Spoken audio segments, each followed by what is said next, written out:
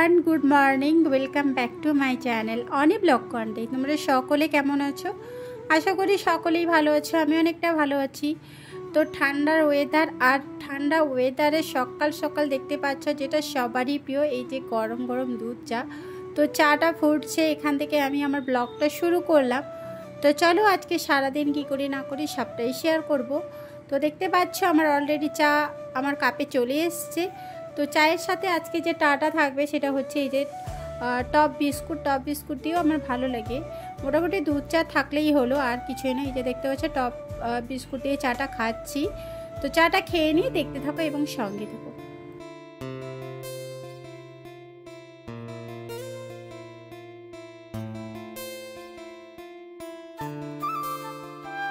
এখন বাজে সকাল 9:30 মতন। তো হঠাৎ করে দাদা এক ব্যাগ এই যে সবজি বাজার পাঠিয়ে দিয়েছে। আর শীতকাল মানেই তো নানান ধরনের সবজি এবং টাটকা টাটকা সবজি। দেখতেই পাচ্ছ কত রকমের। দেখো বেগুনটা দেখো, ক্যামেরাটা ফিল হয়ে যাচ্ছে, মানে ভাবতে পারছো কত বড় সাইজের বেগুন, দেখেই কিন্তু বোঝা যাচ্ছে না। তারপরে তো আছে এখানে সিম, ফুলকপি, বাঁধাকপি, তারপরে উচ্ছে, মটরশুঁটি, অনেক কিছুই আছে। এখানে ওলকপি, যেটা তোমরা শালগম বলে থাকো। তো আরও এর মধ্যে ওল আছে। তো আমি একটা হাতে ক্যামেরা ধরেছি তাই কোনো রকমভাবে দেখাচ্ছি।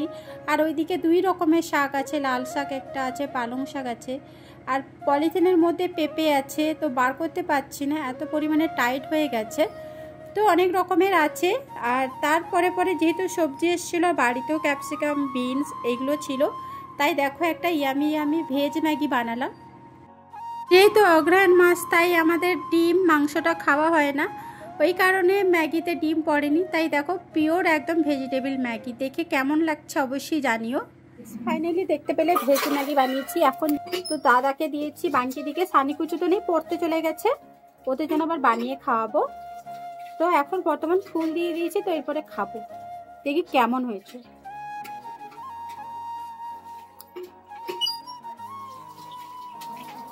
দারুণ, ধনে পাতা পড়েছে, ক্যাপসিকাম পড়েছে, দারুণ হয়েছে।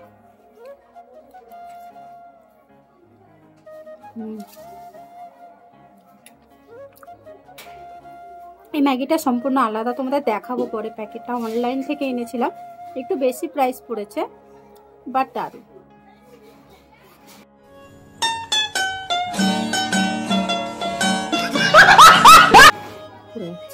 সো ফ্রেন্ডস, এই চামচে তো ম্যাগি খাওয়া খুবই ডিফিকাল্ট। কারণ কি বলতো, মানে তো উঠছে যদি পড়ে যাচ্ছে, কাঁটা চামচ হলে ঠিক ছিল। বাই দ্য ওয়ে, আমি ম্যাগিটা খেয়ে নিই, ততক্ষণে তোমরা দেখতে থাকো। কার কার ম্যাগি ভীষণ ভালো লাগে সেটাও কমেন্ট করে জানিও। তো এরপরে না আমি খাওয়া দাওয়া কমপ্লিট করে বাড়ি টুকিটাকি কাজ সেরে নিয়েছি। এরপরে জানো, দিদির বাড়িতে যে অনুষ্ঠান হয়েছিল, বাঙ্কিদি গেছিলো। তো বাঙ্কিদির হাতে না কিছু জিনিস এনে পাঠিয়ে দিয়েছে। কারণ আমি যেহেতু ইউটিউব করি, আমি পড়বো, এই কারণে দেখো দিদি কিন্তু এগুলো মাথায় রেখে অনেক কিছু কিনে দিয়েছে। আমার সত্যি চোখে জল চলে আসছে, মানে এইভাবে যে স্নেহ করে, ওই কারণে। তো প্রথমে দেখতে পাচ্ছি একটা চোকার এনে দিয়েছে, আর এটা একটা আংটি, বলছে আংটিটা তুই ভিডিও করবি, হাতে পরবি, দেখতে ভালো লাগবে, ওই কারণে।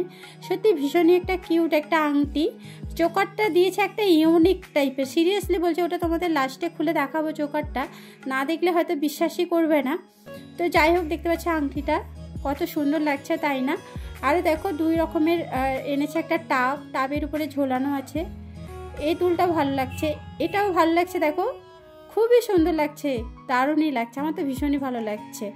আর এটা আমার সব থেকে ফেভারিট লাগছে, কারণ ওই রকম দুল না আমার ছিল, জানো তো, কোথায় না হারিয়ে গেছে, পাচ্ছি না খুঁজে। ওই কারণে দিদি দেখো কিছুটা সেম আছে, মানে আমার টাবের জায়গায় পুঁথি ছিল, বাট এখানে লাভ হার্ট, মানে হার্ট টাইপের দিয়েছে, খুবই সুন্দর লাগছে। তোমাদের এতক্ষণ অবধি এই দুলগুলো কেমন লাগলো অবশ্যই কমেন্ট করে জানিও। আমার তো সত্যি ভীষণই ভালো লাগছে। তো এরপরে আমি এই চোকারটা একটু খুলে তোমাদের দেখাচ্ছি, কতটা ইউনিক দেখতে পাচ্ছ গাইস, দারুণই লাগছে। লকেটটা দেখো, গলায় দিতে তো আরও ভালো লাগবে। তো যখন ভিডিও বানাবো বা যখন শাড়ির সাথে পরবো অবশ্যই শেয়ার করব। আর এই দুলগুলো দেখো, খুবই কিউট ছোট ছোট টাপ, এই দুলগুলো ভালো লাগবে, ম্যাচিং পরলে সত্যি ভীষণই ভালো লাগে। তো যাই হোক, এরপরে একটা ভিডিও শ্যুট আছে, ওটা করে নিই। তো এতক্ষণ অবধি একটা শর্টস বানাতে টাইম লাগলো পাক্কা 1 ঘন্টা, যেহেতু 3টা অ্যাক্টিং ছিল, ওই কারণে। তো এটা পাবলিশ করবো এক্ষুনি। তো চলো ঝটপট করে এডিটিং করে নিই, তারপরে রান্না বান্না আছে, বাঙ্কিদি রান্না করছে, তো কী কী মেনু হবে সেটাও শেয়ার করবো। তো চলো দেখতে থাকো এবং শোনো। তো এরপরে দেখো রান্নারগুলো তোমাদের শেয়ার করছি। এটা না কাঁচকলা ছিল, একটু পেঁয়াজ বাটা লঙ্কা বাটা দিয়ে ভাজা করা হয়েছে।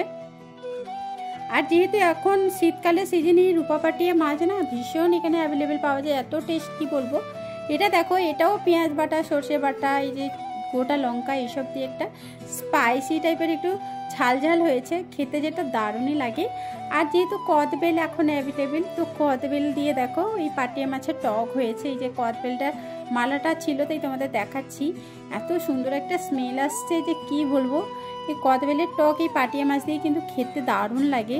তো এটা না একটু একদম শক্ত শক্ত টাইপের হয়ে যায়, দেখো চামচ দিয়ে তোমাদের কেটে দেখাতে হচ্ছে, সত্যি দারুণ লাগে খেতে। তো কারা কারা কদবেল দিয়ে এই মাছের টক খেয়েছে অবশ্যই জানিও, যদি না খেয়ে থাকো একবার বানিয়ে দেখতে পারো।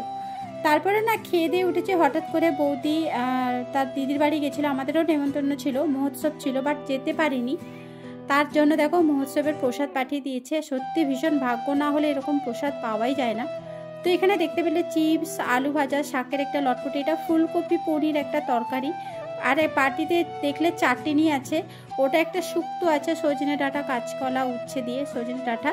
আর মহোৎসবের যেটা অন্ন ভোগ হয়, এই অন্ন ভোগটাও দিয়েছে, দেখতেই পাচ্ছ, খেতে কিন্তু সেই লাগছিল। তো সবাইকে দিয়ে দিয়েছি। এরপরে সন্ধেবেলা একটু রেডি সেডি হয়ে একটু সেন্ট্রালে গেছিলাম কাকুর দোকানে, যেহেতু শীতকাল পড়ে গেছে তাই না অনেক কিছু কেনার ছিল, ময়শ্চারাইজার টাইজার এগুলো সব নিতে হয়েছিল, তাই গেছিলাম। বাট কি বলো তো, এই যে এইটুকু পর্যন্ত আমি দেখাতে পেরেছি, তারপরে যে কাকুর দোকানে গেছিলাম, আমার না ক্যামেরা অন করতে ভুলে গেছিলাম, এমন কথাতে আমি মানে মত্ত হয়ে গেছিলাম, সিরিয়াসলি বলছি, আমি আর ক্যামেরা অনই করি না, কিছু দেখাতেও পারলাম না। তো বাড়ি চলে এসেছি, আর বাড়িতে এসে এই যে বাঙ্কিতে গরম গরম বাঁধাকপি দিয়ে একটা পকোড়া বানিয়েছে, তার সাথে গরম গরম চা, জাস্ট জমে ক্ষীর হয়ে গেছে।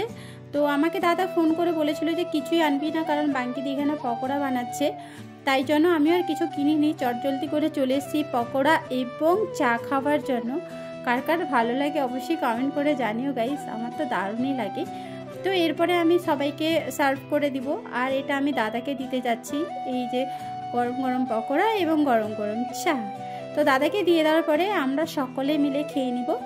তো আর ভিডিওটা বাড়াবো না, কারণ এর একটু বেশি হয়ে গেলে তোমরা কেউ দেখতে চাও না, এমনিতেও আমার ভিউজ ডাউন হয়ে গেছে, এতে এমনিতেও মন খারাপ হয়ে গেছে।